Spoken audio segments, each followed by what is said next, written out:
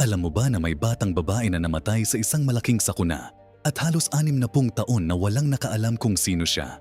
Ika-6 ng Hulyo, 1944, Hartford, Connecticut. Libu-libong tao ang pumunta sa circus ng Ringling Bros para magsaya.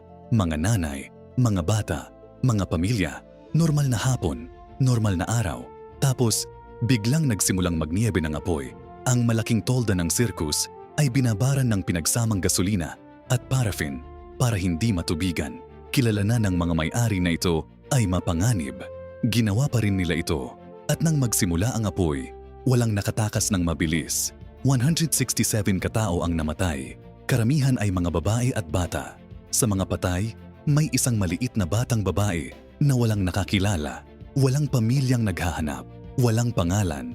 Tinawag lang siyang Little Miss 1565, ang numero ng kanyang kaso.